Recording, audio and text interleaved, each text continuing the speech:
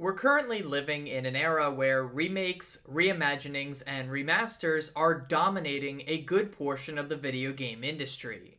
Games like Final Fantasy VII Remake, Resident Evil 2 and 3 remakes, Crash Bandicoot the N. Sane Trilogy, the Spyro Reignited Trilogy, and many others provide longtime fans with a fresh take on some of their favorite games, while also offering newcomers an easy way to jump in on a series bandwagon.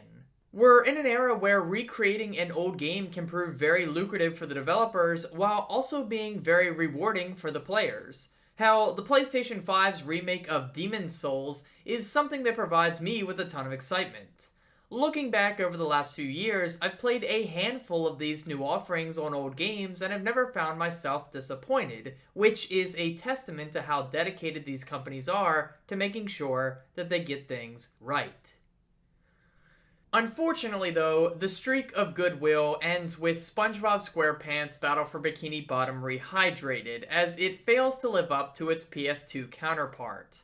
This newest iteration on one of the best licensed games of all time lacks the same charm in its presentation that adored fans of the original and of the cartoon itself. Nothing has really changed in the gameplay or story department, so the true purpose of this remake was to update the graphics and performance for a modern audience, and they kind of failed in my opinion. I hope I can illustrate why that is in this video. So welcome to an underwhelming remake, my review of Battle for Bikini Bottom Rehydrated.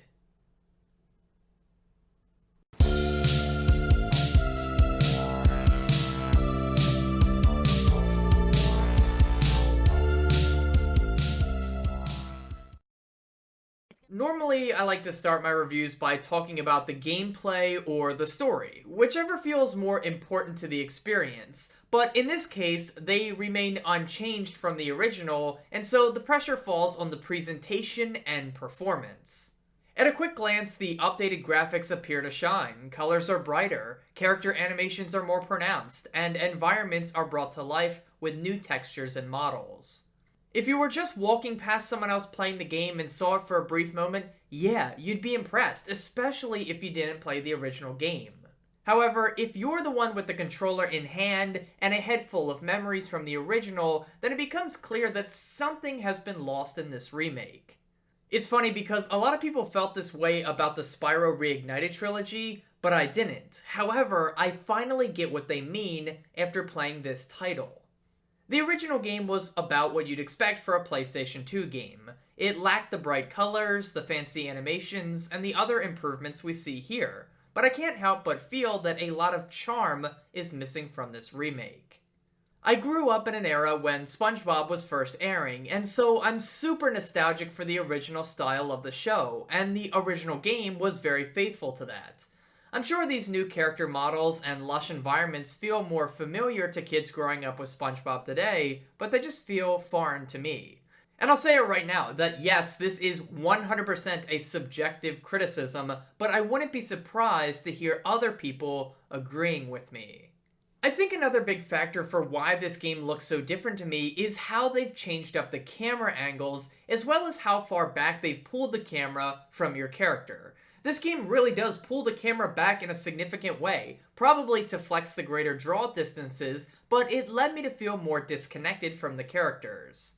I noticed this mostly in the boss fights, especially the Sandy and Patrick ones. They have such a different feel to them now because of how the camera has been pulled back or moved to a different angle. It seems like such a minor thing to bring up, but truly, it impacted my perception of the game. And I promise I'm going to bring up some more objective complaints, but allow me to indulge in just one more subjective one. It bothers me that while most of the voice actors from the show reprised their roles, some did not, and they stick out like a sore thumb, especially Mermaid Man and Mr. Krabs. They sound so off-putting, and they just don't align cognitively with how I remember these characters. Mermaid Man in particular sounded awful, and I skipped a lot of his dialogue. Actually, it's a good thing you showed up, young sponge of goodness. It is? It is?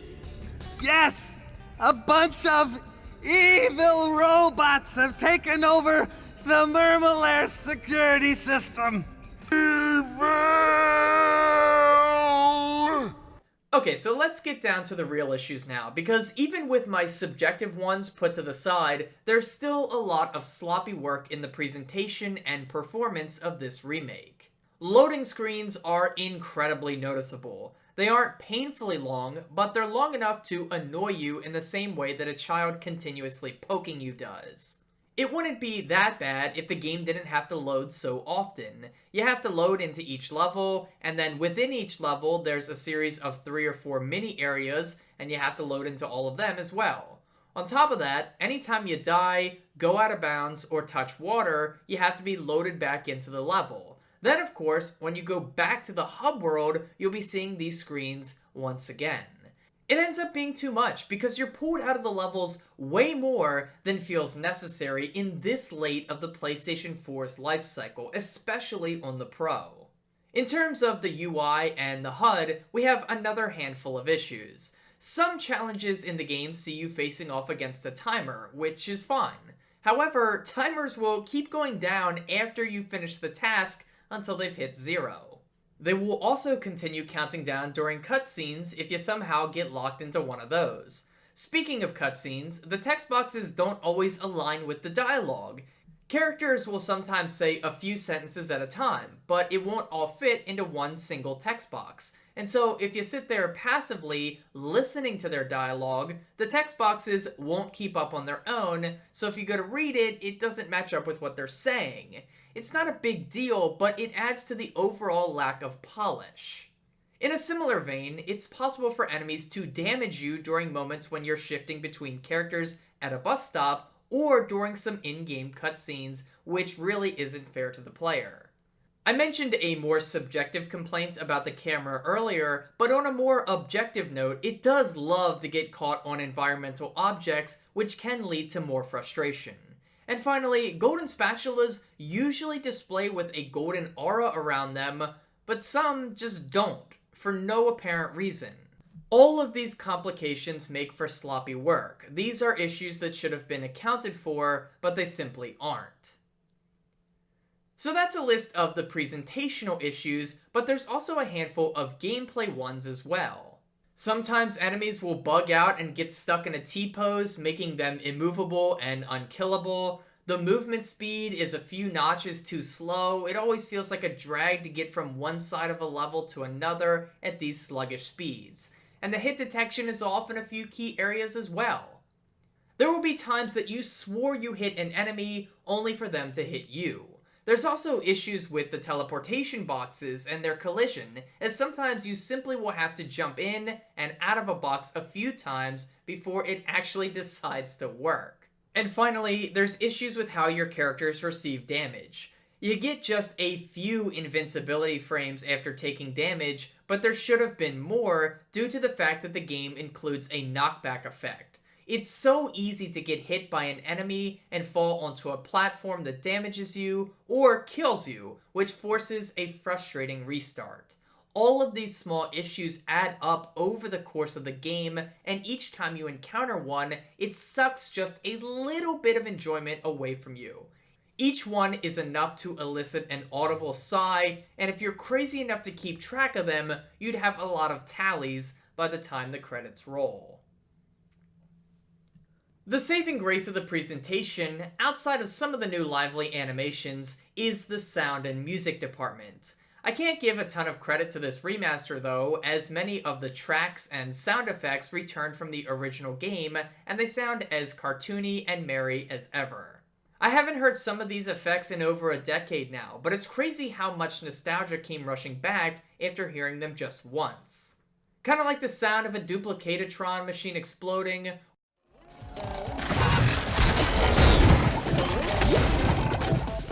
or the sound of Patrick's melee attack, How many of these do I have to carry? and the musical themes as well, especially the one for Jellyfish Fields.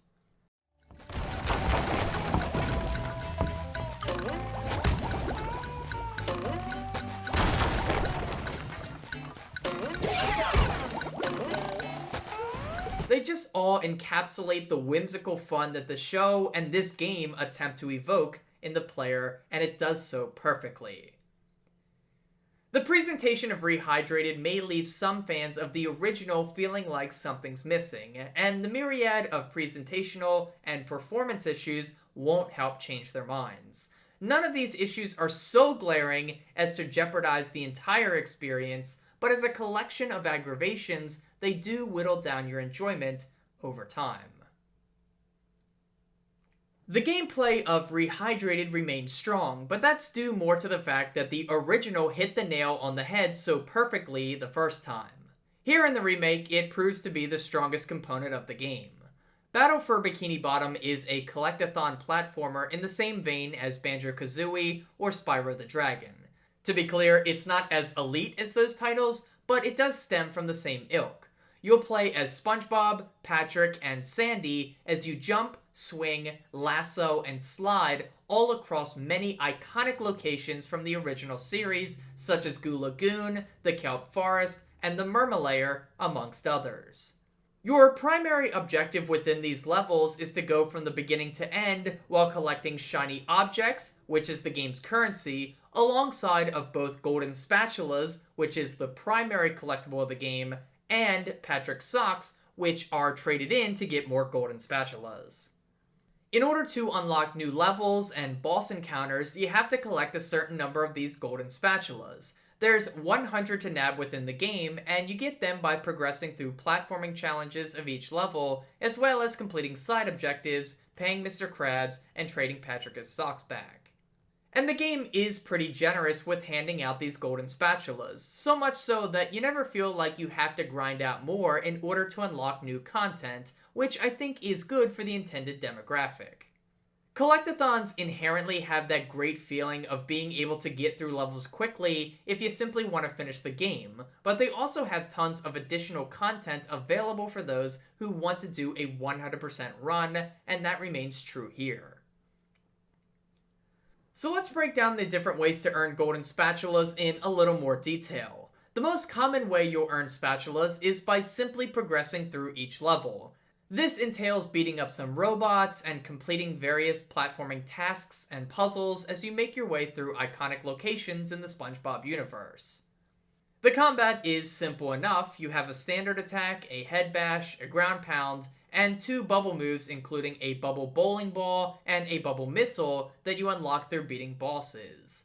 And the platforming is fairly standard too, and only really challenges the player in one level, that being SpongeBob's Dream. So that's the standard way of earning golden spatulas, but you can also get them by completing various tasks and side missions within each level. For example, in Jellyfish Fields, you can get one by defeating the king jellyfish and returning its jam to Squidward to use as an ointment.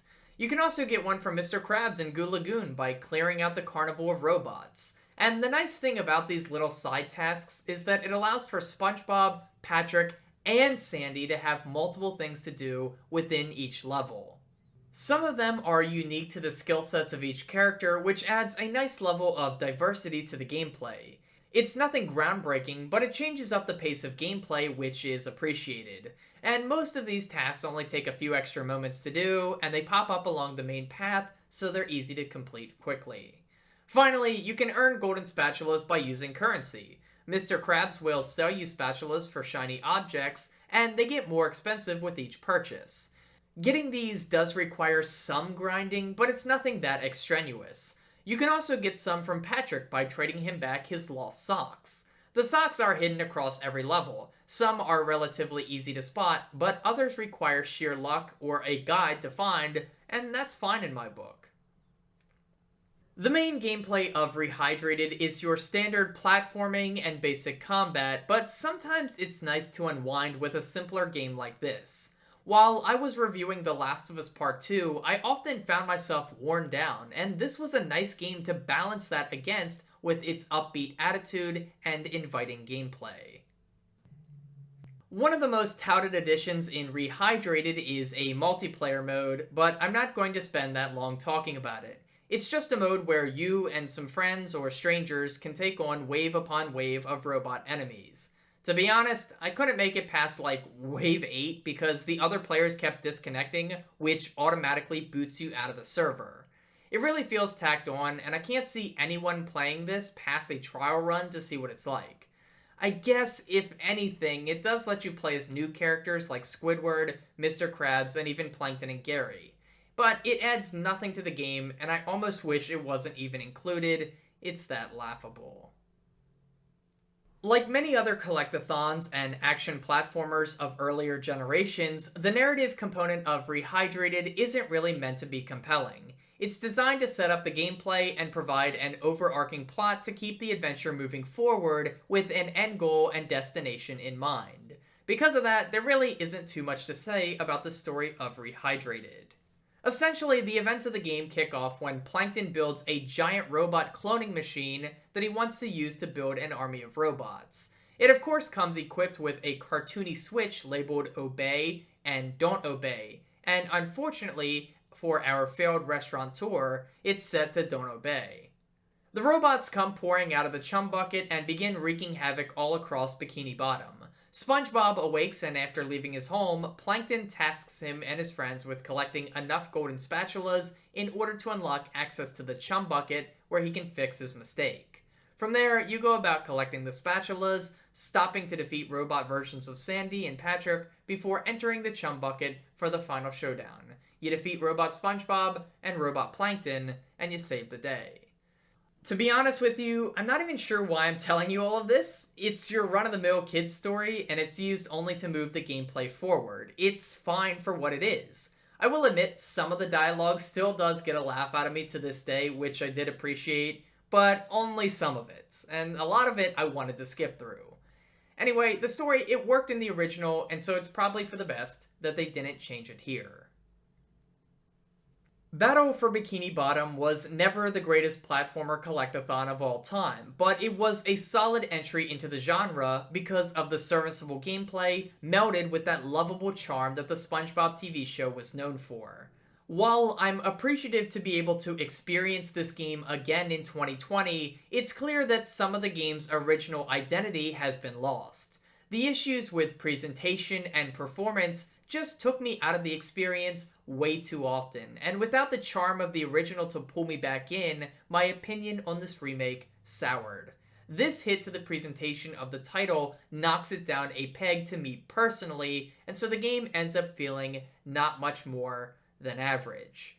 Luckily though, this game is only $30 at launch, and I imagine it will pop up on sale across the various shops quite a bit in the coming months. I'd say if you're a fan of the show, consider picking this one up when it hits the $15 or less mark.